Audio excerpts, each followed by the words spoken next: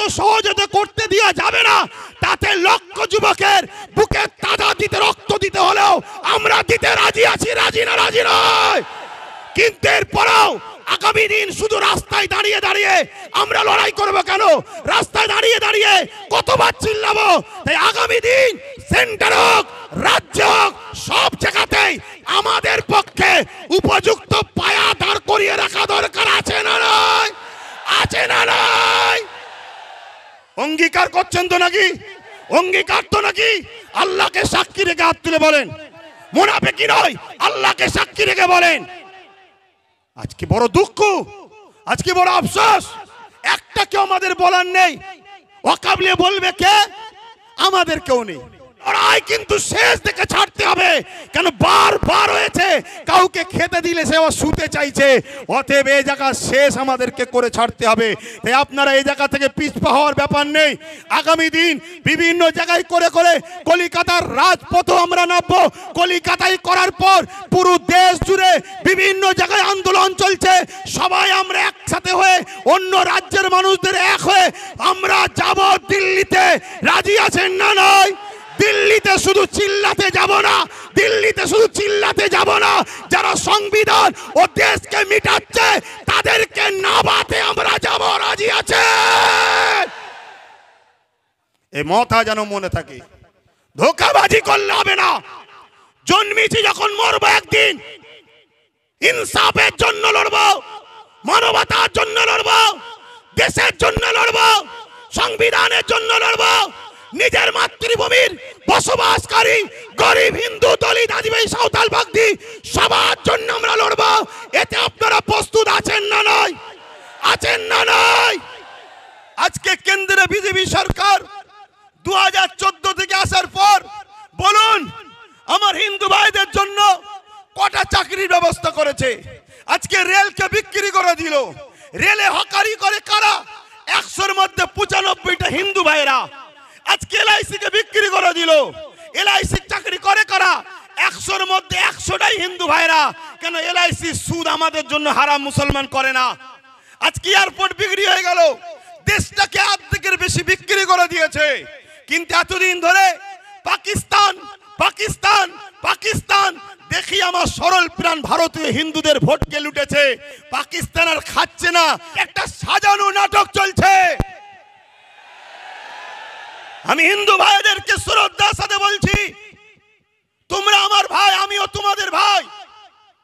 এদেশ তোমাদের যতটা, এদেশ শিখ পাঞ্জাবি সবার যতটা, তোমার এই ভাইয়েরও এদেশে অধিকারও ততটা।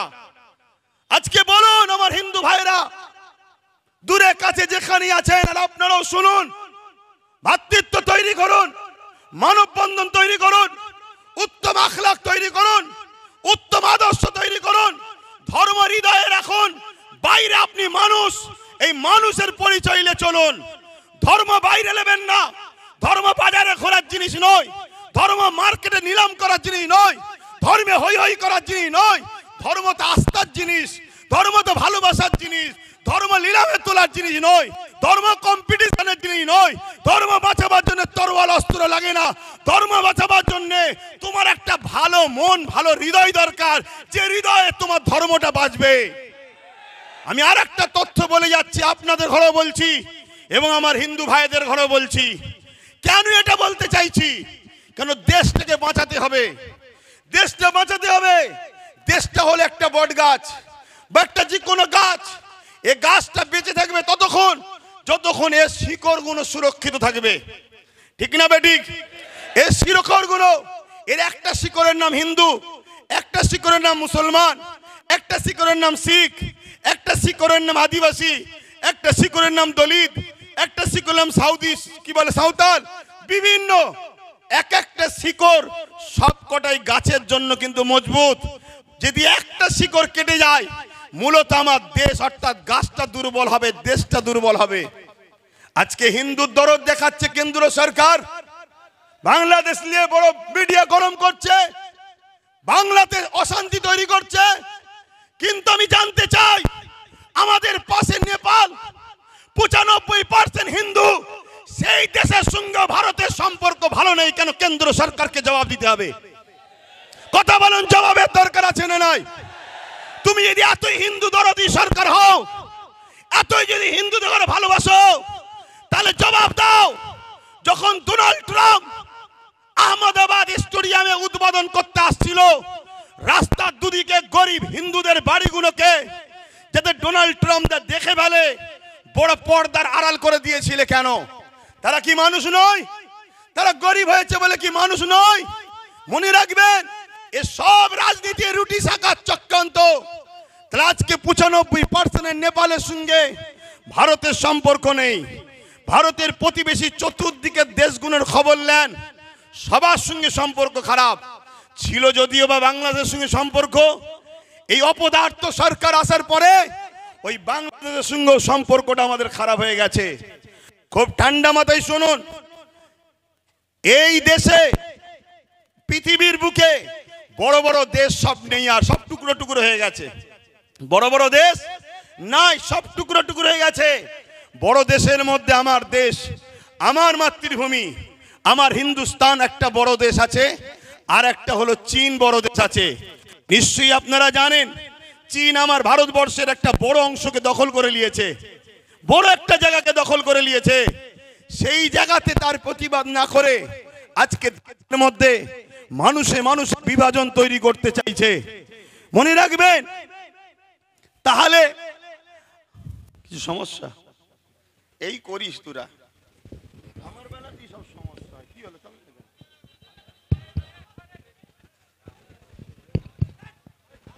আস্তে আস্তে আস্তে এই ধৈর্য ধরতে হবে। ডিসিপ্লিন সব থেকে বড় জিনিস। এ লড়াই আজকে শেষ নাকি? নিশ্চয়ই আমি আওয়াজ দিচ্ছি, শুনেছেন তো নাকি? হ্যাঁ, আমি এখান থেকে প্রকাশ্য বলে যাচ্ছি, এতে আমার হিন্দু ভাইয়েরা ভুল বুঝ। বাবরি মসজিদ ছিল, আছে, থাকবে। বাবরি মসজিদকে নতুন করে আমরা তৈরি করব, বলুন ইনশাল্লাহ, বলুন ইনশাল্লাহ। তবে বাবরি মসজিদ তৈরি করতে গিয়ে রাম মন্দির ভাঙতে লাগবে নাকি? না। কেন লাগবে না? যেখানে বাবরি মসজিদ ছিল ওখানে ফাঁকা আছে, ওখানে রাম মন্দির করেনি। এ তো বোকা বানিয়েছে আমার হিন্দু ভাইদের করে। শ্রদ্ধার সাথে বলছি ভাই, দুশ্মনের নজরে আমায় দেখুনি কেন? আমি ফ্রিডম ফাইটার পীর আবু বকর সিদ্দিকীর চতুর্থ প্রজন্ম, যিনি গান্ধী বাবুর সাথে, কি বলে, আশফাকুল্লাহ খানের সাথে, নেতাজির সাথে, ঈশ্বরচন্দ্র বিদ্যাসাগর, রবীন্দ্রনাথ টেগরের সাথে এক পিরিয়ডে বসে ব্রিটিশ তাড়াবার জন্য যারা লড়াই করেছিল, সেই পরিবারের সন্তান আমি। মনে রাখবেন আমি কি কথা বলছিলাম? এই সব বিছখানে ডিস্টার্ব হয়ে গেলে। হ্যাঁ, কি কথা বলছিলাম? হ্যাঁ, চীন চাইছে ভারতকে টুকরো টুকরো করার। এদিকে পাকিস্তানও আছে, এও চাইছে ভারতকে, বলুন, টুকরো টুকরো করার। আর সেই টুকরো টুকরো করার ফাঁদে বা ইচ্ছা করে আমার কেন্দ্র সরকার কিন্তু সেই রাস্তায় নিয়ে যাচ্ছে দেশকে। আমাদের মধ্যে ঐক্য না তৈরি করে, আমাদের মধ্যে ভ্রাতৃত্ব না তৈরি করে, আমাদের মধ্যে মিল বন্ধন না তৈরি করে, শুধু একটাই আওয়াজ তুলছে, যেটা আমার বাইজিদ আমিন ভাই বলছিল, পুরো দেশ জুড়ে হিন্দু খাতরে মে হ্যায়। আগামী 30-এ, আগামী 40-এ মুসলমান এই হয়ে যাবে, মুসলমান ওই হয়ে যাবে, হিন্দু থাকতে পারবে না, এ থাকতে পারবে না, শুধু বলছে হিন্দু খাতরে মে হ্যায়। শুনুন আমার হিন্দু ভাইরা, দেশের প্রধানমন্ত্রী হিন্দু, স্বরাষ্ট্রমন্ত্রী হিন্দু, রাষ্ট্রপতি হিন্দু, প্রত্যেকটা রাজ্যের CM Hindu, DM Hindu, BDO Hindu, জজ কোর্টের মেন যারা বিচারপতি তারাও হিন্দু, সেনাপ্রধান হিন্দু, সব জায়গায় হিন্দু থাকার পরেও যদি হিন্দু খাতরেমি হয়, হিন্দু ভাইদের আন্দোলন করা দরকার। তোদের মতো হিন্দুকে রেখে লাভ নাই, দেশের প্রধানমন্ত্রী গুলো মুসলমানকে করবো আমরা। সব জায়গায় তোরা, সব জায়গায় তোরা, তারপরেও বলছি আমরা খাতরাই। তোদের মতো হিন্দু প্রধানমন্ত্রী দরকার নেই, তোদের মতো হিন্দু স্বরাষ্ট্রমন্ত্রী দরকার নেই। আমরা দরকার এপিজে আব্দুল কালামের মতো মুসলমানকে প্রধানমন্ত্রী তৈরি করব, মৌলানা আব্দুল কালামের মতো প্রত্যেকটা রাজ্যে সিএম বানাবো।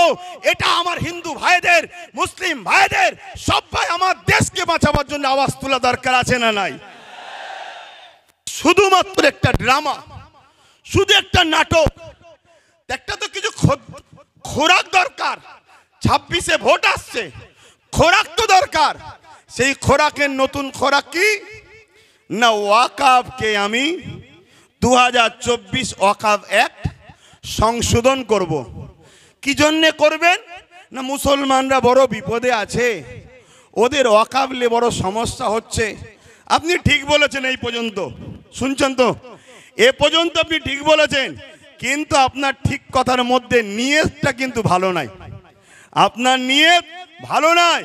আপনার নিয়ত কি? ওয়াকফ সংরক্ষণের নামে পীর আব্বাস আলী গোরাচাঁদ রহমাহুল্লাহ হুজুর, যিনি এখানে লুহা তারেতে, লুহা বেড়াতে, জানেন না, চাপা ফুল দিয়েছিলেন, তাই এটা চাপা তলা। কথা বুঝে আসছে? সেই পীর বেড়া চাপা, বেড়া চাপা মানে বেড়ার ওপরে চাপা ফুল, বেড়া চাপা। সেই পীর আব্বাস আলী গোরাচাঁদ রহমাহুল্লাহ, তিনার 900 বিঘের ওপরে জায়গা ছিল। 77 বছর ধরে যত হুকুমত আমার পশ্চিমবাংলায় এসেছে, দুঃখ নেবেন না, সত্যটাকে একটু জানুন, তারপরে পছন্দ হয় নেবেন, না পছন্দ হয় না নেবেন, কিন্তু শোনার আগেই কেন খেপে যাচ্ছেন? 900 বিঘে জায়গাকে 77 বছর ধরে একটু একটু খেতে খেতে আজকে সেই জায়গাটা দাঁড়িয়েছে মাত্র 92 শতক। কত বিঘে জায়গা বলবেন তো? 900 বিঘে। 900 বিঘে জায়গা। আমার রাজ্যের হিসাব দিচ্ছি, তাহলে বুঝবেন কেন্দ্র হঠাৎ করে বিল কেন করতে চাইছে। সেটা দাঁড়িয়েছে কত? 900 বিঘেটা দাঁড়িয়েছে 92 শতক, কিছু কম 3 বিঘে। কথা বুঝলেন? 900 বিঘের থেকে বেঁচে আছে কিছু কম 3 বিঘে। এখন মোদি বাবু হঠাৎ করে ভাবছে ওই 3 বিঘেটা তোরা খেতে পারবি না, এটা আমি খাবো, এজন্য বিল বানাতে চাইছে। যদি মুসলিমেরই সংরক্ষণ দরকার, তাহলে হাজার লক্ষ বিঘে হিন্দু ভাইদের দেবত্ব সম্পত্তি আছে, সেই দেবত্ব সম্পত্তি থেকে হিন্দু ভাইদের বিকাশ করুন, হিন্দু ভাইদের শিক্ষার ব্যবস্থা করুন, হিন্দু ভাইদের রুজি রুটি থাকার ব্যবস্থা করুন। আদিবাসী ভাইদের জল জঙ্গলের সম্পদ কর্পোরেশনরা লুটে লুটে বড় বড় বিল্ডিং তৈরি করে ফেলছে। আপনি যদি উপযুক্ত প্রধানমন্ত্রী হন, দেশকে যদি ভালোবাসেন, দেশবাসী সবকা সাথ সবকা বিকাশ যদি চান, তাহলে জল জঙ্গলের দখলকৃত সম্পদকে উদ্ধার করে আদিবাসী ভাইদের শিক্ষা, স্বাস্থ্য, রুজি রুটি, কর্মসংস্থান মূল সুরাতের দিকে টেনে নিয়ে আসুন। না, উনি শুধু মুসলমানদের দরদি হয়েছে। শুনছেন তো নাকি? এদিকে বলছে হিন্দু খাতরে মে হয়, আর প্রধানমন্ত্রী বলছে মুসলমানদের আমি উপকার করব। এই নাটক বুঝতে বাকি নয়। উনি এই বিলটা তৈরি করে পুরো দেশের 27 লক্ষ বিঘে সম্পদ, অঙ্কটা মনে রাখবেন, পুরো দেশ জুড়ে 27 লক্ষ বিঘে সম্পদ আছে। এই 27 লক্ষ বিঘে সম্পদকে পুরো গভর্নমেন্ট হাত করতে চাইছে। অর্থাৎ কেরলে 1400 বছরের একটা মসজিদ আছে, বাদশা চিরামান, যে বাদশা একদিন আকাশের দিকে তাকিয়ে দেখে পূর্ণিমার চাঁদ দুটুকরো হচ্ছে, এই দৃশ্যটা দেখে বাদশা চিরামান, হিন্দু ঘরের সন্তান, তার মনের মধ্যে তারিখটা রয়ে গেল। একদিন হযরতে মালিক রহমাহুল্লাহ এমন করে কেরলে এসেছিল বিজনেসের জন্য। বাদশা চেয়ারম্যান মাওলানা হযরতে আব্দুল মালিক হুজুরকে জিজ্ঞাসা করলেন যে এই দিন চাঁদ দুটুকরো হয়েছিল, আপনারা তো আসমানি কিতাবের খবর রাখেন, বলতে পারবেন কি হয়েছে?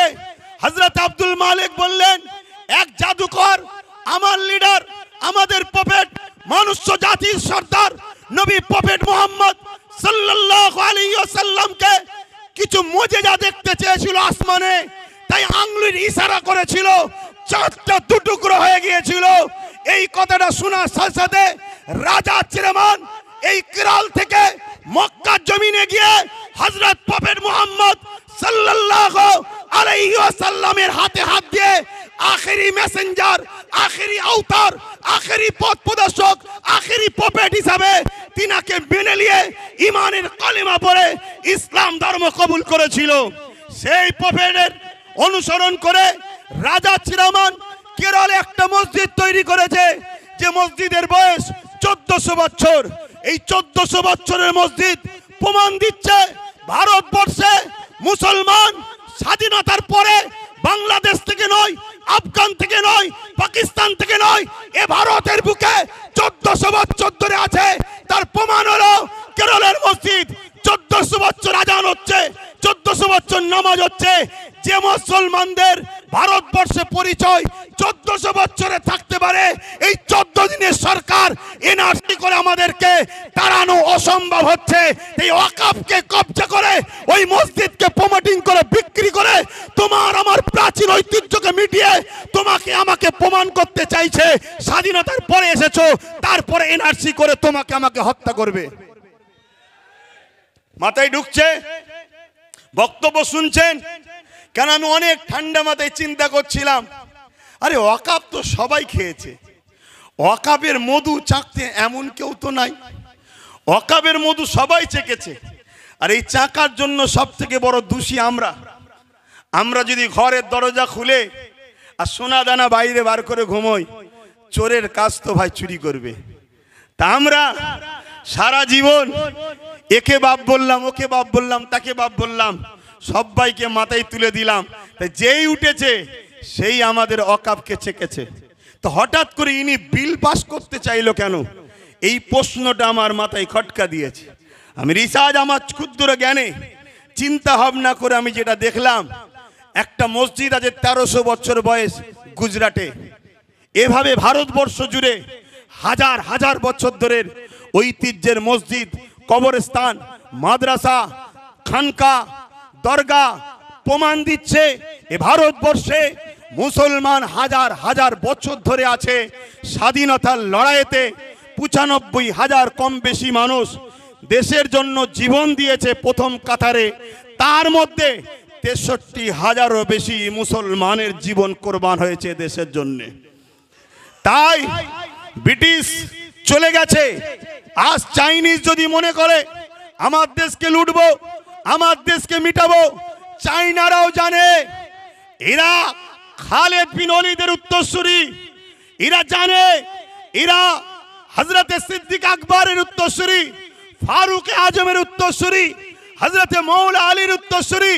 অতএব এরা থাকা অবস্থায় ভারতের ক্ষতি পৃথিবীর কোনো দাদা করতে পারবে না। তাই বড় প্ল্যান করে আজ ক্ষমতাশালী যারা, তাদের দ্বারা বিভাজন তৈরি করার ষড়যন্ত্র করছে। মনে রাখবেন, এই লড়াই আমাদের সাংবিধানিক অধিকার লড়াই। আমার আগে বাইজিৎ ভাই বলছিলেন 1947 আইন তৈরি হয়ে গেছে ভারতবর্ষে। আজকের দিন থেকে যেটা মন্দির মন্দির থাকবে, যেটা মসজিদ মসজিদ থাকবে, যেটা গির্জা গির্জা থাকবে, ওখানে তুমি হাত আর দিতে পারবে না। কিন্তু দুঃখের বিষয়, কোর্টের মধ্যে কিছু জজ হয়েছে, তারা আজকে মুখ চাওয়াচাই করে দেখে, আইনকে দেখে না, আইনকে তারা রেখে দিয়েছে।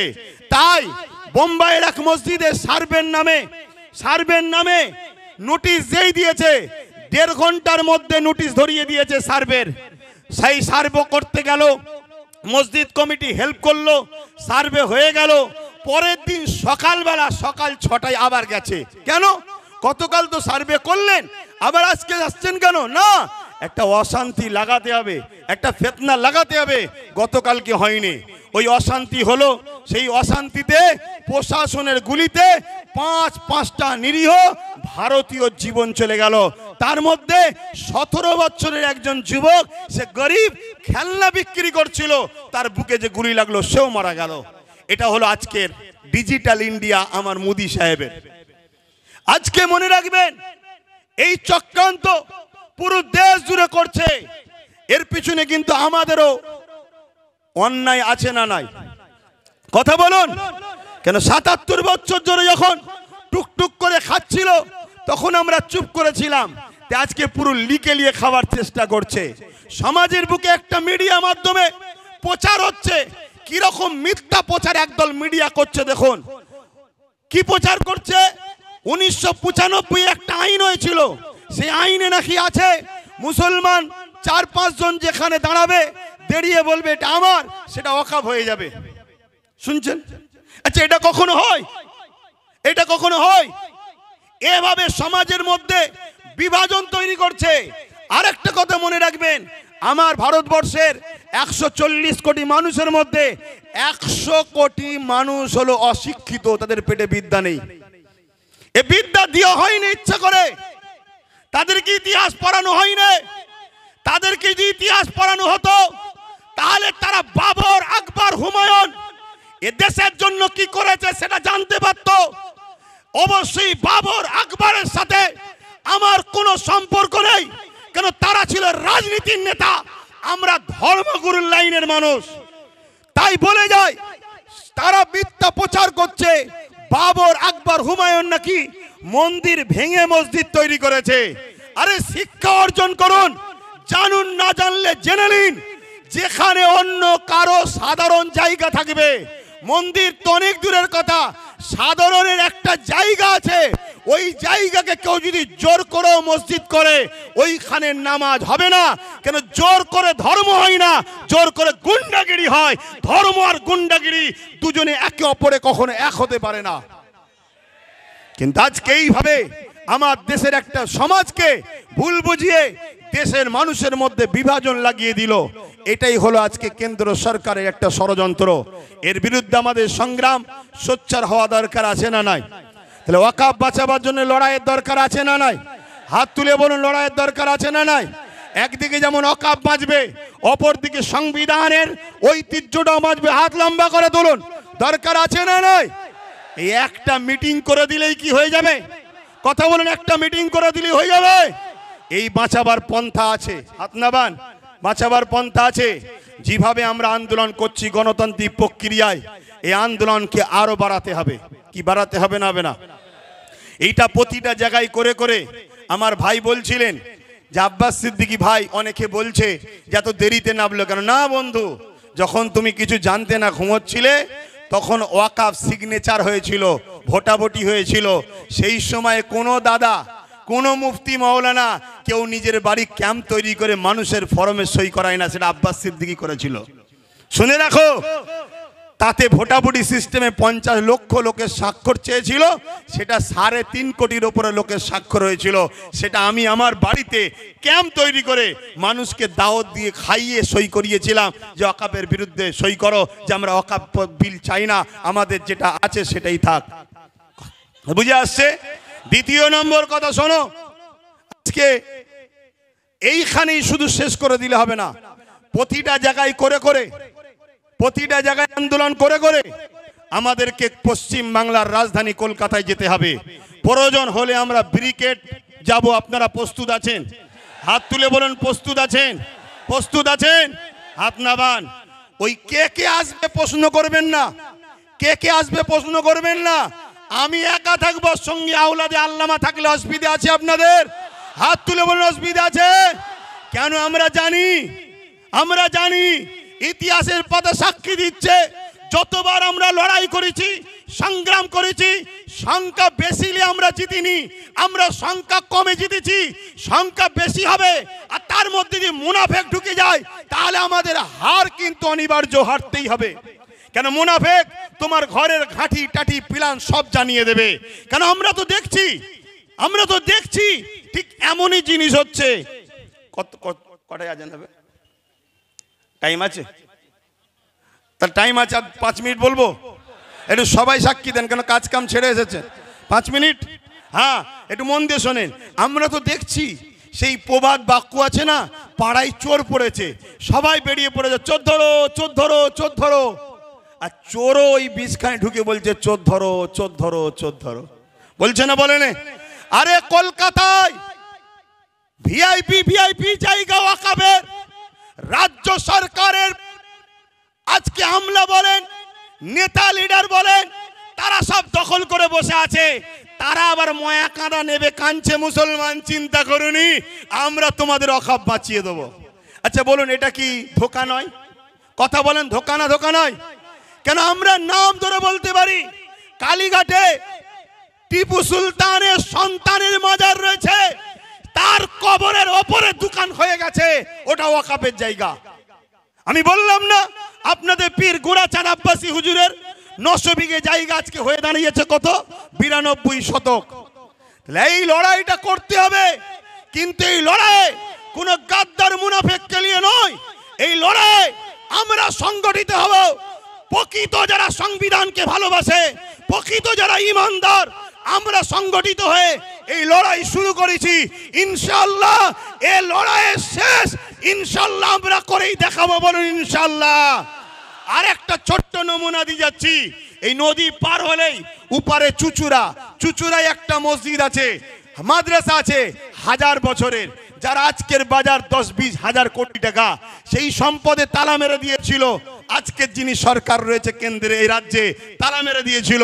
অনেকে আন্দোলন করেছে, খুলতে পারেনি, অনেকে আন্দোলন করেছে, খুলতে পারেনি। মাত্র 12 থেকে 15 হাজার যুবক নিয়ে আহলে সুন্নাত ওয়াল জামাত আন্দোলন করেছিল, তালা খুলে আসর মাগরিবের নামাজ পড়ে সেখান থেকে এসেছিলাম আমরা। কারণ ইমানদার কখনো হুকুমতকে ভয় করে না, ইমানদার সৃষ্টিকর্তাকে ভয় করে, ইমানদার বোমকে ভয় করে না, কামানকে ভয় করে না, বন্দুককে ভয় করে না, শাসকের রক্তচক্ষুকে ভয় করে না। ইমানদারের হৃদয়ে আল্লাহর ভয় রয়েছে।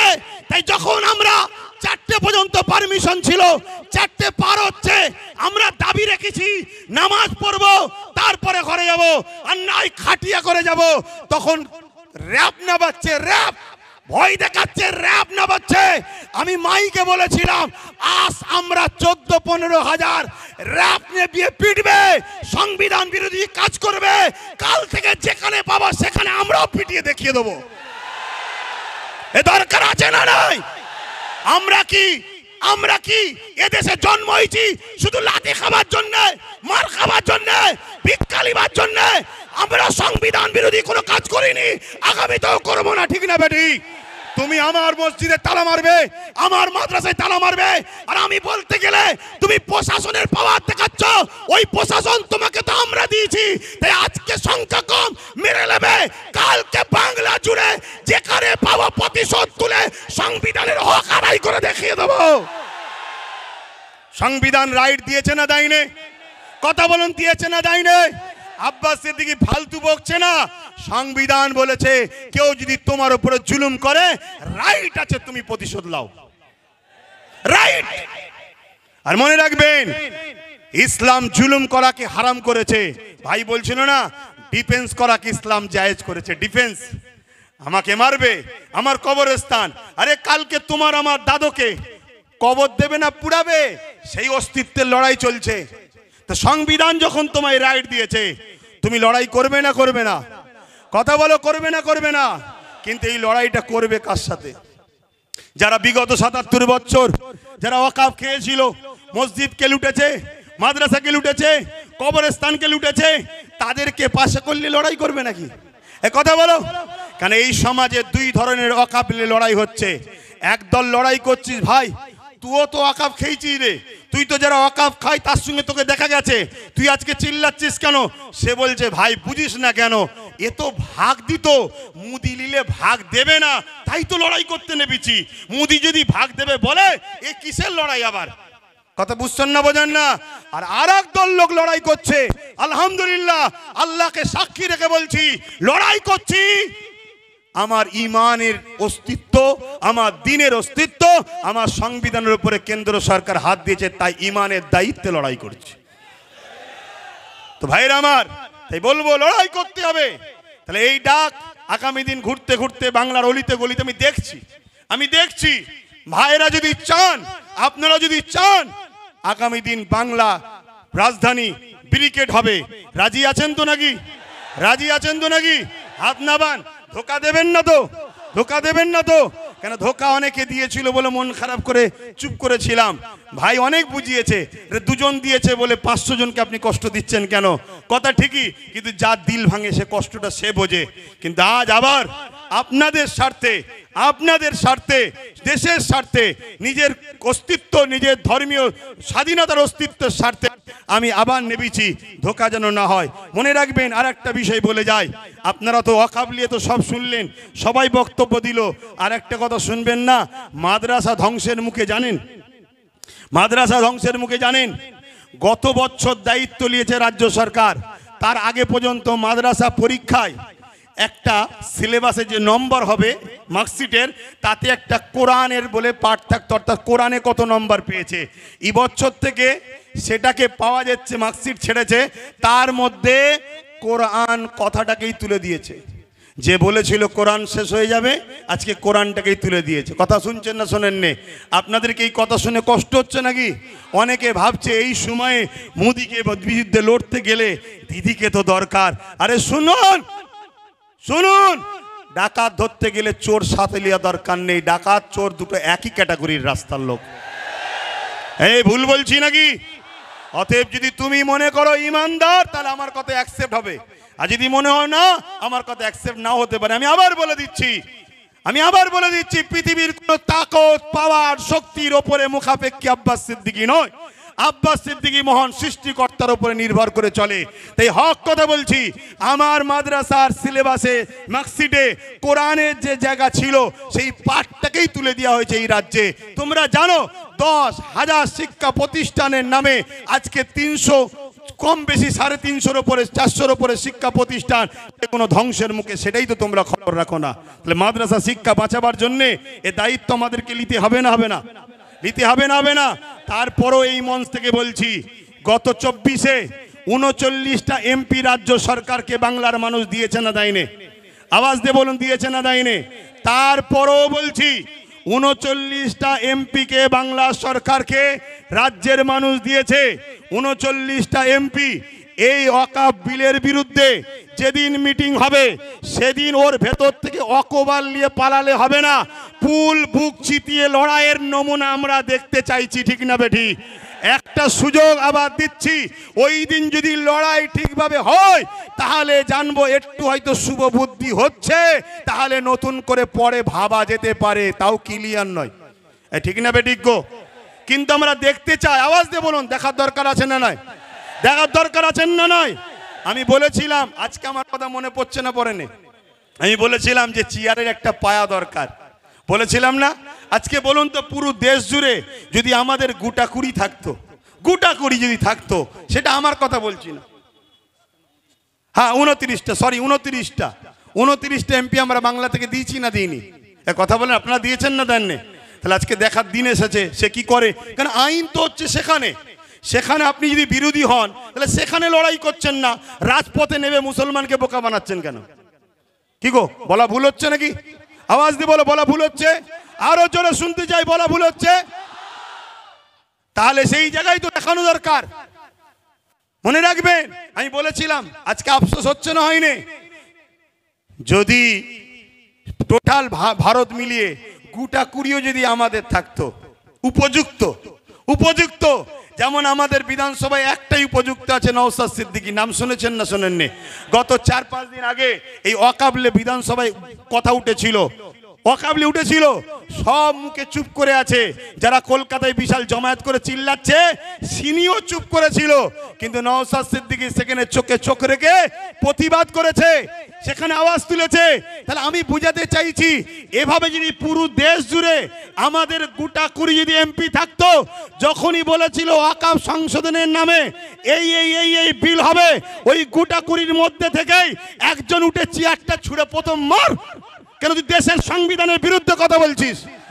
কিন্তু আমাদের তো কেউ নেই বাপ, আমাদের তো কেউ নেই, সব হাতছাড়া করে ফেলেছি। আজ শপথ নেন, আমাদের ভুল যদি ভাঙে, সময় যদি আসে, মাদ্রাসা সংরক্ষণ, মাদ্রাসা বাঁচাবার জন্য বলবে কে? আমাদের কেউ নেই। ওবিসি বোঝেন? ওবিসি বোঝেন? আকসার লোক তো ওয়াকফ জিনিস কি সেটাই বোঝে না। ওবিসি বোঝেন? ওবিসি হলো একটা সংরক্ষণ, যার মাধ্যম দিয়ে 2-1টা হলেও মুসলমান চাকরি পাচ্ছিল। সেই ওবিসিটাকে বড় প্ল্যান মাফিক গোঁজামিল করে সংরক্ষণ দেওয়ার জন্য, সেটা আজকে কেস হয়ে বন্ধ হয়ে যাওয়ার জন্য 400-র উপরে মুসলিম ডাক্তার তারা বসতে আর পারলো না পরীক্ষায়, তাদের লাইফটা বরবাদ হয়ে গেল এই ওবিসির কারণে। এগুলোকে আপনাদের জানতে হবে। তাই আমি শেষ করছি বক্তব্য, এখানে একটা শেষ কথা বলে যাই। নিশ্চয়ই আপনারা শুনেছেন সুলতান হিন্দ গরিবে নওয়াজ খাজা মঈনুদ্দিন আজমিরি জিনার দরবারে আমরা লক্ষ লক্ষ মুসলিম হিন্দু সবাই যাই। আর গত 14 বছর ধরে আমার দেশের প্রধানমন্ত্রী তিনিও চাদর পাঠাচ্ছে। আরে কত বড় আপনি নিমক হারাম, আপনি নিজে চাদর পাঠিয়ে সেই বাজারটাকে আজকে ভাঙার চক্রান্ত করছে। আমি যুব সমাজকে জানতে চাই, শুনে রেখে দাও, গরিবে নওয়াজ তিনি যিনি তিনার ইশারায় ঘোড়া বসেছিল, সেই ঘোড়াকে তোলার এমন করে সেই সময় ক্ষমতাশালীদের ক্ষমতা হয়নি। এই আজকে গরিবে নওয়াজের মাজারকে যারা তুলতে বলছে, প্রয়োজন হলে আমরাও এখান থেকে হুজুরের রওজাতে যেতে রাজি আছি না নয়? সত্যি করে বলুন, রাজি আছি না নয়? উঠে দাঁড়ান, কারা যেতে পারবেন? উঠে দাঁড়ান, উঠে দাঁড়ান, কারা যেতে পারবেন? দিল থেকে বলছেন যেতে পারবেন, যেতে পারবেন। এলো, আমি সংক্ষেপ করছি, কষ্ট দিলাম আপনাদেরকে, কষ্ট দিলেন। আমি যখন কথা বলি এখান থেকে নয়, এখান থেকে কথা বলি, তা আমার কথা বাপ ওই তেল মাখালু হয় না। তাই হয় চুপ করে যেতে বলেন, চুপ করে যাব, আর নাই কথা বলবো। হ্যাঁ, একটা মিস্টেক হয়েছে, যেটা 6 তারিখে বললাম, ডক্টর বাবা সাহেব আম্বেদকরের ওটা জন্মদিবস নয়, সরি, উনি ওই দিনে মৃত্যুবরণ করেছিল, সেটা পুরো দেশ জুড়ে স্মরণ করা হতো। কিন্তু এই ডিসেম্বর 6 তারিখে এটা রানিং এর মাথায় হয়ে গেছে, যার জন্য আমি দুঃখিত, ওটা মৃত্যু দিবস ছিল। তো যাক, আমি সংক্ষেপ করছি। আমরা এসেছি যখন, ছোট্ট করে একটু সৃষ্টিকর্তার কাছে হাত তুলব, আল্লাহুম্মা আমিন। আয় আল্লাহ, আজকে আমাদের এই ডাক, আমাদের এই লড়াই, আমাদের এই আলোচনা, আমার মাতৃভূমিকে বাঁচাবার জন্য আমাদের এই লড়াই, পাশাপাশি সংবিধান যে আমাদের ধর্মীয় অধিকার দিয়েছে, সে অধিকারকে যারা খর্ব করছে তাদের বিরুদ্ধে সংগ্রাম করার এই আমাদের লড়াই। আল্লাহ, এই ডাককে আপনি কবুল করুন, এই ঐক্যকে আপনি কবুল করুন। যারা আমাদের মধ্যে মুনাফিকি করছে তাদের হাত থেকে এই সমাজকে আপনি হেফাজত করুন। আমাদেরকে সংগঠিত হবার তৌফিক দিন। আলেম ওলামা, পীর মাশায়েখ এবং পাশাপাশি হিন্দু সমাজ, দলিত সমাজ, আদিবাসী সমাজ, তারাও তো মানুষ, সবার সৃষ্টি মালিক তো আপনি। সবার মধ্যে মানববন্ধন দিন, সবাইকে খুশিতে হাসিতে রাখুন, সবাইকে ফলে ফুলে ভরিয়ে রাখুন, সবাইকে মহান মাতৃভূমিতে হাসি খুশিতে রাখুন। আজকে যারা বাড়তে চাইছে আমাদের মধ্যে, দেশকে দুর্বল করতে চাই যারা আমাদের মধ্যে, সে সেন্টার হোক রাজ্য হোক, উভয়ের হাত থেকে দেশ ও রাজ্যকে আপনি হেফাজত করুন। সবার পেটে ভাত, সবার পরনের কাপড়, সবার মুখে হাসি, সবার বাচ্চাদের শিক্ষার সুব্যবস্থা তামাম কায়নাতের সৃষ্টিকর্তা আপনি হেফাজত করার তৌফিক দান করুন। আজকের আমাদের এই ব্যবস্থা যারা করেছে, প্রত্যেকের এই ব্যবস্থা করার পরিশ্রমকে কবুল করেন। আল্লাহ, যারা এসেছে প্রত্যেকের আশাকে কবুল করেন। আগামী দিন আমরা যেন হকের পক্ষে, ন্যায়ের পক্ষে সংগঠিত হয়ে কলিকাতার রাজপথ, ওখান থেকে দিল্লি, আমার দেশের রাজধানী, সর্ব জায়গাতে আমরা যেন ইনসাফের জন্য, ন্যায়ের জন্য, গরিবের জন্য, দেশের জন্য, পাশাপাশি আমার দেশের যে সাংবিধানিক মৌলিক অধিকার, ধর্ম যার যার দেশ সবার, সেই আওয়াজ তুলে আমরা যেন নিজের ধর্মকেও পালন করে চলতে পারি। আমিন। লা ইলাহা ইল্লাল্লাহু মুহাম্মাদুর রাসূলুল্লাহ। যাবার আগে একটা স্লোগান হবে, সাথ দেবেন তো নাকি? আপনারা আমার সাথে বলুন, ধর্ম যার যার, বলুন বলুন, ধর্ম যার যার। কেউ কেউ বলে ধর্ম যার যার, উৎসব সবার। এ ভণ্ডমের কথা, চিটিংবাজদের কথা মনে থাকবে। এটা চাইছে উভয়কে মুখোমুখি করব, থার্ড পার্টি একজন যে ঢিল ঝুলবে, উভয় মারপিট করে দেশকে শেষ করব। ধর্ম যার, উৎসব তার, সে তার পরিবার, বউ বাচ্চাদের নিয়ে উৎসব করবে, ঠিক না বেঠিক গো? ধর্ম যার যার, দেশ সবার। বলুন ধর্ম যার যার, আরো জোরে বলুন, ধর্ম যার যার, ধর্ম যার যার। নারে তাকবীর, নারে তাকবীর। ভারতবর্ষ, ভারতবর্ষ, ভারতবর্ষের সংবিধান ডক্টর বাবা সাহেব আম্বেদকর, নারে তাকবীর। এবারে একটু হাত তুলে বলতে হবে, আমি বলবো লব্বাইক, আপনারা বলবেন ইয়া রাসূলুল্লাহ। নবী ছাড়া তো আমরা মরা নাকি? লব্বাইক, লব্বাইক, লব্বাইক, লব্বাইক, লব্বাইক। নারে দিবেন, আরো উঁচু নারে দিবেন। যে কোনো জায়গায় মুসিবতে পড়বেন এই স্লোগানটা রাখবেন, সব বালা কেটে যাবে। মনে থাকবে? আমার আলোচনা শুনে কেউ কষ্ট পেলেন? আমি এখান থেকে বলেছি, এখান থেকে নয়। আমার এখানে যা আছে এখানেও তাই আছে। কিছু মানুষের এখানে আলাদা এখানে আলাদা, সেই মানুষ থেকে দূরে থাকবেন। আমার ভালোবাসার মানুষ যদি হন একটু মাথায় রাখবেন। হাজারো লোক ডাকবে, আগে দেখুন ডাকছেটা কে, তার বিগত দিন কার সঙ্গে উঠা বসা কি করেছে তারা দেখুন। কথা শেষ। আপনারা আমাকে সালাম দেন। ওয়ালাইকুম আসসালাম রহমতুল্লাহ বরকাতুহু। আমি সালাম দেবো, যাবেন। এসব বাড়ি আমার প্রতিবেশী ভাই, আমার হিন্দু সমাজের ভাইদের বাড়ি, তাই তো নাকি? কোনো রকম আপনাদের ব্যবহারে ইনারা যদি কষ্ট পায়, কোনো ক্ষতি যদি হয় যাতায়াতে, তাহলে কিন্তু এটা ধর্মের ক্ষতি আপনি করলেন। ধর্ম একে বলে প্রতিবেশীকে ভালোবাসা। প্রতিবেশী যদি অন্য ধর্মের হয় তারপরেও তাকে ভালোবাসা। ধর্ম কাকে বলে? ক্ষুধার্তকে খানা খাওয়ানো, এর নাম ইসলাম। তাই কেউ যদি বলে ধর্ম বাঁচাতে তরোয়াল লাগবে, আমি আপনাদের বলবো ধর্ম বাঁচাতে গেলে হুজুর পাক সাল্লাল্লাহু আলাইহি সাল্লামের সুন্নত জীবনীকে পড়ুন, হৃদয়ে হুজুরকে রাখুন, হুজুরের সুন্নত অনুযায়ী চলুন। আজকে যেমন আমেরিকা দলে দলে ইসলামে আসছে, ব্রিটেন আসছে, জাপান আসছে, সিরিয়া আসছে, একটা সমীক্ষা তৈরি করেছে আমার ভারত, ওই সমীক্ষাতে এদের মাথা ঘুরে গেছে। আমি ইশারা শুধু দিয়েছি, 50 লক্ষের ওপরে নতুন করে এসেছে ইসলামে। শুনছেন তো নাকি? সরকার তো তুই, তাহলে কে জোর করে তরোয়াল দিয়ে বোম দিয়ে আনলো নাকি, না বন্দুক ধরে? এসব পেট গরমের কথা আমাদেরকে শোনায়। আমি কথা শেষ করছি। আসসালামু আলাইকুম ওয়া রাহমাতুল্লাহি ওয়া বারাকাতুহু। আপনারা আস্তে আস্তে যাবেন, কেউ মুসাফার জন্য দাঁড়াবেন না।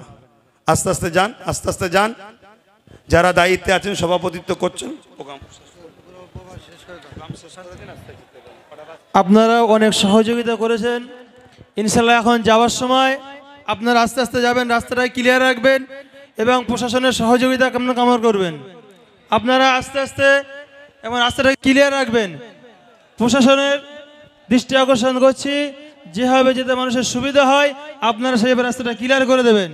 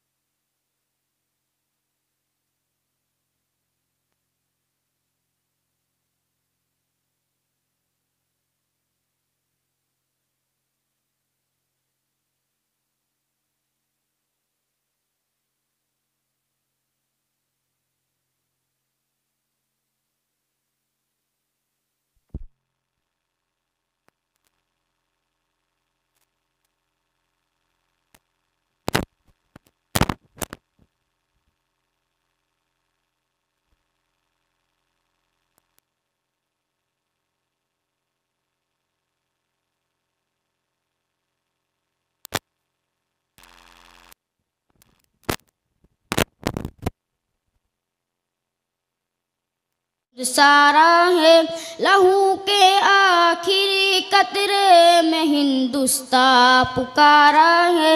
मेरा दिल है मेरी जान है मेरी आँखों का तारा है। हिंदुस्तान हिंदुस्तान हिंदुस्तान हमारा है। ये हिंदुस्तान हिंदुस्तान हिंदुस्तान हमारा है। ये हिंदुस्तान हिंदुस्तान हिंदुस्तान हमारा है। ये हिंदुस्तान हिंदुस्तान हिंदुस्तान हमारा है। हमारे मुल्क में हिंदू मुसलमान साथ रहते हैं। यहाँ ईसाई के कांधों पे सिख के हाथ रहते हैं। मेरा वादा है कि इस मुल्क से उल्फत रखूंगा मैं। खुदी में जिंदा अपने वीर की इज्जत रखूंगा मैं। मिटा दूं टोलिया दुश्मन की ओ ताकत रखूंगा मैं छूटा हूँ जवानों से बड़ी हिम्मत रखूंगा मैं। लहू का आखिरी कतरा वतन का हो गबारा है। ये हिंदुस्तान हिंदुस्तान हिंदुस्तान हमारा है। ये हिंदुस्तान हिंदुस्तान हिंदुस्तान हमारा है। ये हिंदुस्तान हिंदुस्तान हिंदुस्तान हमारा है। ये हिंदुस्तान हिंदुस्तान हिंदुस्तान हमारा है। अस्सलामु अलैकुम। नारे तकबीर। लिख के सुनाएंगे हम खत्म नबूवत पे, जा अपनी लुटाएंगे।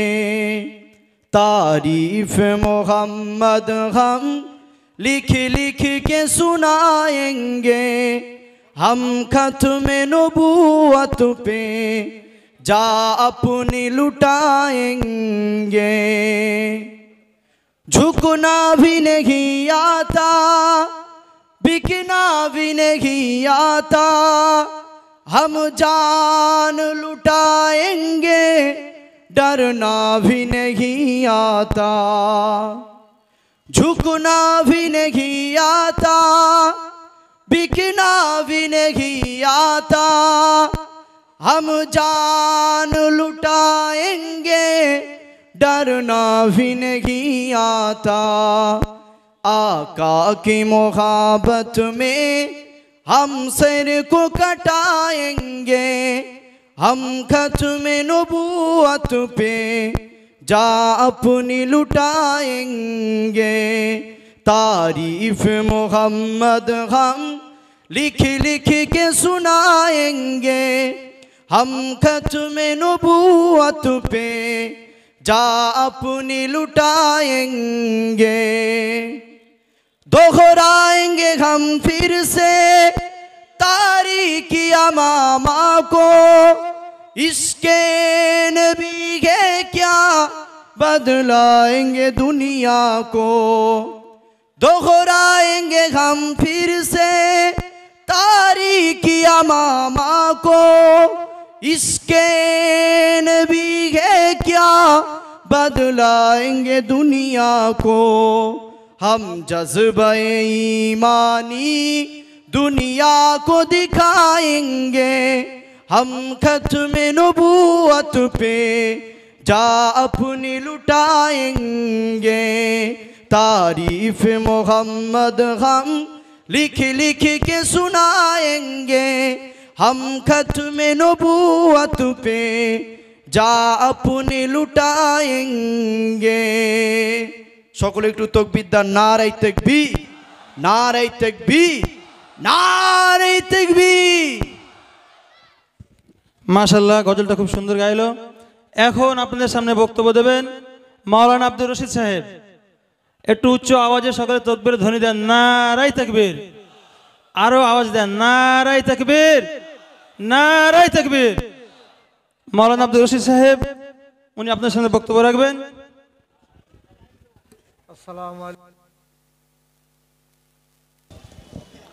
আসসালামু আলাইকুম ওয়া রাহমাতুল্লাহি ওয়া বারাকাতুহু। উপস্থিত ফুরফুরা শরীফ আহলে সুন্নতুল জামাতের কেন্দ্র কমিটির সহসভাপতি জনাব আলহাজ আওলাদে আল্লামা পীরজাদা বাইজিদ আমিন সাহেব ভাইজান, সাথে সাথে আমাদের সিরেতাজ সংগঠনের কর্ণধার পীরজাদা হযরত মাওলানা নারে তাকবীর। ফুরফুরা শরীফ আহলে সুন্নতুল জামাতের সদস্যবিন্দু, ফুরফুরা শরীফ আহলে সুন্নতুল জামাতের সদস্যবিন্দু জনাব মোহতারাম ভাইজান হুজুর কেবলা, জনাব মোহতারাম ভাইজান হুজুর কেবলা, আহলে সুন্নাতুল জামাত, আহলে সুন্নতুল জামাতের সংগঠনের কর্মীবৃন্দু, জোরে বলো নারে তাকবীর, একটু চিল্লে বলো নারে তাকবীর।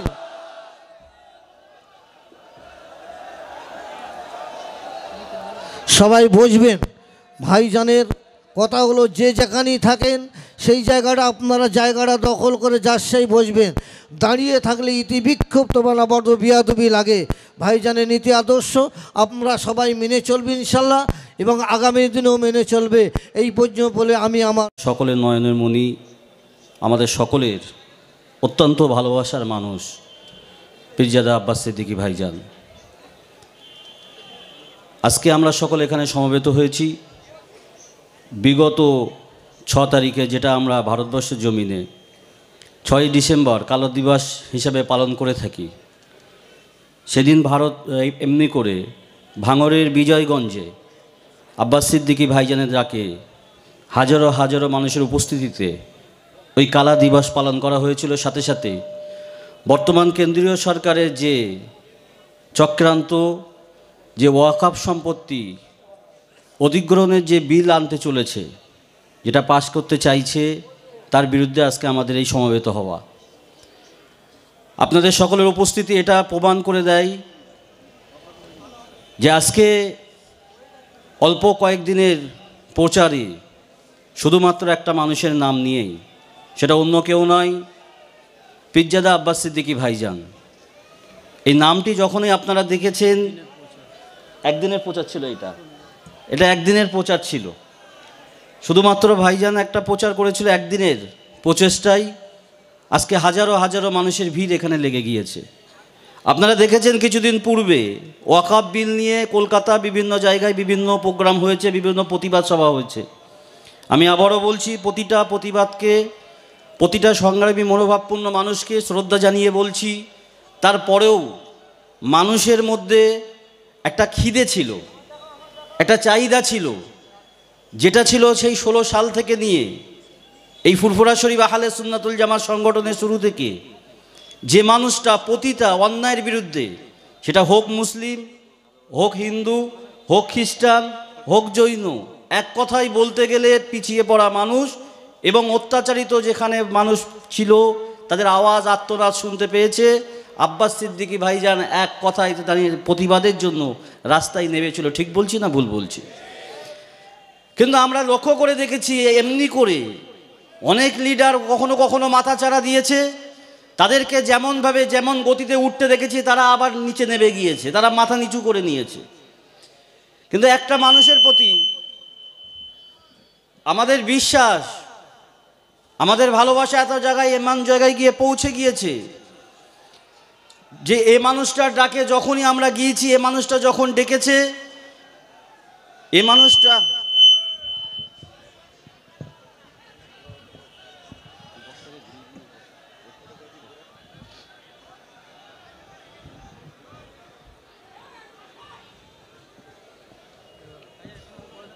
ভাই, যারা সামনে আছেন, বসে আছেন, পিছনে যাদের দাঁড়িয়ে আছেন, পিছনে যাদের দেখতে অসুবিধা হচ্ছে, একটু বসে যান।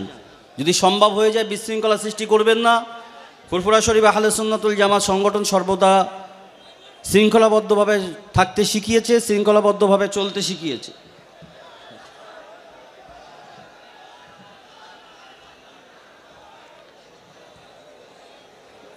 শান্তি শৃঙ্খলাবদ্ধভাবে বজায় রেখে আপনারা সকলে বসে যান। সামনে যারা আছেন একটু বসে যান, পিছনের মানুষের সুযোগ করে দিন, একটা সুন্দর পরিবেশ তৈরি করুন। সকলের কাছে অনুরোধ করছি, একটা সুন্দর পরিবেশ তৈরি করুন।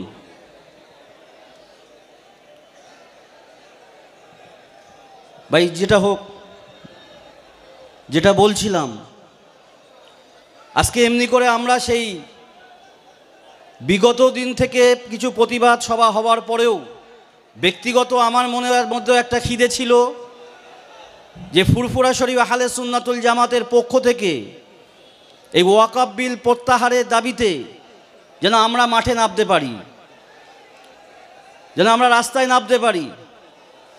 ভাইজানকে বলার পরে কিন্তু তার পরেও তিনি আপনাদের সাহায্যে, আপনাদের ভালোবাসা মাথায় রেখে, আপনাদের ভালোবাসাকে সম্মান জানিয়ে তিনি প্রতিবারের জন্য রাস্তায় নেমেছিলেন। কিন্তু এবার নামতে একটু দেরি করলেন। অনেকের মধ্যে প্রশ্ন আছে, অনেকে আমার কাছেও ব্যক্তিগতভাবে জিজ্ঞাসা করেছে যে আব্বাস সিদ্দিকী ভাইজান এখনও কেন আমাদেরকে ডাকছেন না, কেন এমন ভালোবাসার বহু মানুষ আছে এদিক ওদিকে ডাকা হলেও তারা এখনও বাড়ি থেকে পা বার করেনি। কারণ তারা জানে বিগত দিনে অনেকবার মানুষ মুসলমানদেরকে ঘর থেকে টেকে নিয়ে কলকাতার রাজপথে নিয়ে গিয়ে তাদেরকে বিক্রি করা হয়েছে, মানুষ দেখিয়ে বিক্রি করা হয়েছে। যেটার জন্য পথে নেওয়া হয়েছিল সেটা আদায় করা হয়নি। সেটা 3 তালাকের ক্ষেত্রেও আমরা প্রমাণ পেয়েছি, সেটা এনআরসি এনপিআরের ক্ষেত্রেও প্রমাণ পেয়েছি, সেটা সিএ এর ক্ষেত্রেও প্রমাণ পেয়েছি। এমনিভাবে যখনই সংখ্যালঘুদের ওপর আঘাত এসেছে, কখনো কখনো সংখ্যালঘু নেতা তৈরি হয়েছে, কিন্তু আমরা লক্ষ্য করে দেখেছি তারা ফলপ্রসূ কোনো ফল আমাদের কাছে দেখা দিতে পারিনি, আমাদের কাছে কিছু আদায় করে এনে দিতে পারিনি। কিন্তু তখন থেকে একটা বিশ্বাস আমরা চোখে পরলোক করে দেখেছি, আমরা লক্ষ্য করে দেখেছি। আব্বাস সিদ্দিকী ভাইজানের নামটাই যথেষ্ট ছিল। তিনি আগেও যখন যেমনটি ছিলেন আজও সেই জায়গায় দাঁড়িয়ে আছেন। তিনি এমন করে আপনাদেরকে নিয়ে কখনো বিক্রির আশা করিনি, চিন্তা করেছিল আমার ভাইগুলোকে নিয়ে, আমার চাচাগুলোকে নিয়ে, এই মুসলিম সমাজ পিছিয়ে পড়া সমাজের জন্য যখনই এদের প্রতি আঘাত আসবে, যত কঠিন হোক না কেন সেই প্রতিবাদের সম্মুখে আমি বুক পেতে দাঁড়িয়ে যাব। একটু জোরে বলা যাবে না সুবহানাল্লাহ? সেই জন্য এই মানুষটার দিকে এখনো তাকিয়ে আছে মানুষ, যে ভাইজান আপনি রাস্তায় নামুন, আপনার পিছনে আমরা আছি। এই মানুষটার প্রতি ভালোবাসা একটা ভিন্ন। আমি আজকে মূলত আলোচনা থেকে কেন জানার ডাকে যে নেতৃত্বকে আমরা মানছি, যে নেতাকে মেনে চলছি, নেতা সম্পর্কে জানার দরকার আছে না নাই? নেতা সম্পর্কে আগে জানতে হবে। মুসলমান সর্বদা ভুল করেছে নেতা পছন্দ করতে গিয়ে, মুসলমান একত্রিত হতে ভুল করেছে। মুসলমান কখনো মুসলিম কমিউনিটি যদি এক হতে পারতো, মুসলিম কমিউনিটি যদি সঠিক নেতা খুঁজতে পারতো, আজকে এই বিষয়গুলো যেমনটি আছে তেমনিভাবে সিলসিলাগত বিষয় নিয়েও আজকে আম মুসলমান বিভ্রান্তের মধ্যে পড়ছে। আমি তো ব্যক্তিগতভাবে ভাইজানকে বলেছি, আপনি আগিয়ে চলুন। বাংলার আলেম থেকে শুরু করে নিয়ে, বাংলার ইমাম থেকে শুরু করে নিয়ে, বাংলার আম জনতা থেকে শুরু করে নিয়ে একটা দিন আগামী দিনে আসে প্রত্যেকে আব্বাস সিদ্দিকী ছায়াতলে ইনশাল্লাহ দাঁড়াতে হবে। একটু জোরে বলা যাবে না? একটু জোরে বলা যাবে না? ভাই আমার, দোস্তেরা আমার, যখন দেখবেন আস্তে আস্তে এমনি করে পানি নাকের ওপরে উঠে আসছে, পায়ের তলায় শক্ত কিছু খুঁজবেন না, পায়ের তলায় শক্ত কিছু লাগবে। এমন জায়গায় পা দেবেন, যদি পাটা বসে যায় আপনি ভাববেন আমি অক্সিজেন নিতে পারবো না, পানিটা আমার নাকের ওপরে উঠে গেলে আমাকে মারা যেতে হবে। এজন্য আমি যেখানে দাঁড়াবো সেই ভিতটা মজবুত দরকার। আমরা লক্ষ্য করে দেখেছি যারা আজকে বিগত দিন থেকে নিয়ে মুসলিম নেতা নামে পরিচয় দিয়ে কলকাতার রাজপথে বারবার গিয়েছে, একটা ইস্যুর অপেক্ষায় তারা বসে থাকে। কোনো ইস্যু পেলে এই মানুষগুলোকে নিয়ে তারা যাবে, যাবার পরে তাদের নিয়ে একটা মিটিং, 2টি মিটিং করার পরে শেষ পর্যন্ত সেই ফয়সালা মিটাবে না। লক্ষ্য করে দেখা গিয়েছে তাদের এমনি করে ফয়দা হয়ে গিয়েছে, তারা ফল ভোগ করে নিজের মতন তারা নিজেদের আখেরটাকে গুছিয়ে ঘরে ঢুকে গিয়েছে। আর আম মানুষ যারা ভালোবাসা নিয়ে, বিশ্বাস নিয়ে তাদের পিছনে গিয়েছিল, আজকে তারা বোকা বেনে ঘরে ঢুকে গিয়েছে। ঠিক বলছি না ভুল বলছি? আব্বাস সিদ্দিকী ভাইজানের কাছে আমি অনেস্টেজ বলছি, ভাইয়ের কাছে বিগত কয়েক মাস, কয়েক বছর ধরে আমি বলেছি, ভাইজান আমাদের সংগঠন যেটা আহলে সুন্নাতুল জামাত সংগঠনের থেকে আমাদের কর্মসূচি, আমাদের প্রতিবাদ, এই মানুষগুলো পিছিয়ে পড়া মানুষগুলোর জন্য আমাদেরকে রাস্তায় নামতে হবে, আপনাকে রাস্তায় নামতে হবে। কিন্তু আপনারা সকলে জানেন কম বেশি তানার মধ্যে একটা অভিমান, একটা কষ্ট লুকিয়ে আছে। ঠিক বলছি না ভুল বলছি? যে যাদের জন্য আজকে আমি মাঠে নেমেছি, যাদের জন্য আমি আজকে চিৎকার করেছি, যাদের জন্য আমি লোকের কাছে গালমন্দ শুনেছি, যাদের জন্য আমি সব কিছুকে ত্যাগ করে দিয়ে, আরাম আয়েশকে ত্যাগ করে দিয়ে আমি তাদের জন্য যখন চিৎকার করছি, সময়ে সময়ে এসেছে কিছু মানুষ, কিছু মুনাফিক আমার পাশ থেকে সরে গিয়ে আমাকে দুর্বল করার চেষ্টা করেছে। কিন্তু না, ভাইজানকে আজকে দেখিয়ে দিতে চাই, ভাঙড়ের মানুষও দেখিয়ে দিয়েছে যে আপনি লক্ষ্য করে দেখুন, আপনি ডাকুন, আপনার ভালোবাসার মানুষগুলো এখনো ঘরের মধ্যে আছে, তারা অপেক্ষায় থাকে। ভাই আপনি আগিয়ে চলেন, আপনার জন্য রক্ত দেওয়ার জন্য এই যুবক ভাইগুলো তৈরি আছে। ঠিক বলছি না ভুল বলছি? একবার বলে, একবার হাতটা উঁচু করে ভাইকে দেখিয়ে দেন যে আমরা আপনার সঙ্গে আছি। একটু লক্ষ্য করে দেখুন ভাই, আজকে আপনাকে রাস্তায় নামতে হবে, আপনাকে এগিয়ে যেতে হবে। যদি আপনি এগিয়ে না যান, এই যুবক ছেলেগুলো, আমাদের আগামী প্রজন্মগুলো, তাদেরকে ধরে ধরে মারা হবে, তাদেরকে ঘরের মধ্যে ঢুকিয়ে দেওয়া হবে। এজন্য আমাদের একটা মজবুত লিডার দরকার আছে না নাই? এ কথা বলেন, দরকার আছে না নাই? আমি কোনো রাজনীতির কথা নয়, আমি বলতে চাইছি সংখ্যালঘুদের লিডার একটা দরকার আছে, কারণ আমরা অনেকের ওপরে বিশ্বাস করে রেখেছি, সময় সময় তাদের পাওয়া যায় না, সময় সময়ে তাদের পাওয়া যায় না, যেখানে বলার দরকার সেখানে তারা বলতে পারে না। জানি না কিসের ভয় তাদের কাজ করে, জানি না কত কিছু খেয়ে আছে, জানি না কি নিয়ে রেখেছে, কথা বলতে গেলে মিনমিন মিনমিন করে। আমি আপনাদের কাছে এতটুকু বলতে চাই, বর্তমান সময়ে আজকের দিনে আপনারা যেখানে এসেছেন, নিঃসন্দেহে আপনাদেরও মনে হয়েছে আমাদের সম্পত্তির উপরে আঘাত এসেছে, আমাদেরকে সবাই এক জায়গায় হতে হবে, তাই তো নাকি? সকলের মনে হয়েছে বলে আজকে এই জায়গাটায় এসেছেন। আজকে কেন্দ্রীয় সরকার যে বিলটা আনতে চলেছে, কিছুদিন আগে লক্ষ্য করে দেখেছেন, এমনি করে হিন্দের সুলতান খাজা আজমিরি হুজুরের রওজার মধ্যেও তারা মন্দির খোঁজার চেষ্টা করছে। ঠিক বলছি না ভুল বলছি? এই যে বিষয়টা যখন দেখলাম, এটার জন্য প্রতিবাদ করতে মন চেয়েছে না চাইনি? কিন্তু আমি মোবাইলে দেখে ঘরের মধ্যে একা একা কী করব? আপনি মোবাইলে দেখে ঘরের মধ্যে একা একা কী করবেন? মনের মধ্যে এত রাগ, এত ক্ষোভ যখন উঠছে, তখন মনে হয়েছে না, এটার জন্য প্রতিবাদ করতে গেলে ওই কেন্দ্র পর্যন্ত আওয়াজটা তোলার দরকার। যারা এমনি করে ওই জায়গায় খাজা হুজুরের রওজার মধ্যে, মসজিদের মধ্যে তারা মন্দির খোঁজার চেষ্টা করছে, ওখানে বলার দরকার, ভারতবর্ষ স্বাধীন হওয়ার পর থেকে এমন করে একটা আইন, একটা অ্যাক্ট পাস হয়েছিল, যেখানে বলা হয়েছিল ভারতবর্ষে স্বাধীনের পরে যেটা মন্দির থাকবে ওখানে মন্দিরই হবে, ওখানে কখনো মসজিদ হবে না, যেটা মসজিদ আছে ওটা মসজিদই থাকবে, ওখানে কোনো মন্দির হবে না। এমনি করে এই একটা পাস হবার পরেও আজকে কেন কেন্দ্রীয় সরকার সেই বিলটা পাস করার চেষ্টা করছে, মসজিদের মধ্যে মন্দির খোঁজার চেষ্টা করছে? এর প্রতিবাদে বাংলার মুসলমানকে, গোটা ভারতবর্ষের মুসলমানদেরকে এক হবার দরকার আছে না নাই? এক হওয়ার দরকার আছে না নাই? আমি এই রাজকে মনে করে নেই, এখানে যারা আছেন সকলেই মুসলমান মনে করি। আমার ভালো লাগবে যদি আমার হিন্দু ভাইরা এই কথাগুলো শোনে, কারণ আমরা মুসলমান সবসময় শান্তিপ্রিয়, আমরা শান্তি বজায় রাখার চেষ্টা করি। অনেকে বলবেন যে মুসলমানের নামে ইট ছুটতে দেখেছি, মুসলমানকে লাঠি নিয়ে বার হতে দেখেছি। ভাই, মারার মধ্যে দুটো দিক আছে। কেউ যদি আপনাকে পরপর চর মারতে থাকে, আপনার হাতটা উঠবে না? উঠবে না? একটা চর খেলেন, চুপ করে থাকলেন, ভাই চুপ করো, মেরো না, ঝামেলা করো না। দুটো চর খেলাম, চুপ করে থাকলাম। তিনটে খেলাম, চুপ করে থাকলাম। 4 নম্বরে তো হাত উঠবে আমার। যখনই আমার হাত উঠেছে তখনই ফটো তুলছে। 3টে চর যে আগে আমি খেয়েছি তখন ফটো নেই, তখন ক্যামেরা নাই। যখন আমি হাত তুলেছি বাঁচার জন্য তার হাত থেকে, আমি মারতেও যাইনি, তার হাত থেকে সেভ করার চেষ্টা করেছি, প্রতিরোধের চেষ্টা করেছি, তখনই ফটোটা তোলা হয়েছে। দেখো মুসলমান একজনকে মারছে, দেখো মুসলমান ঢিল ছুড়ছে, দেখো মুসলমান রাস্তায় নেমেছে। আমাকে রাস্তায় নামতে যারা বাধ্য করেছিল সেই ফটোটা কখনো দেখানো হয় না। আজকের ভারতবর্ষে আমি মনে করি সব থেকে ঝামেলা বাঁধানোর জন্য দায়ী যারা হচ্ছে তারা হলো এই গদি মিডিয়া।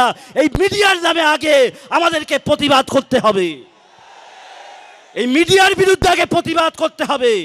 মিডিয়ার বিরুদ্ধে প্রতিটা থানায় থানায়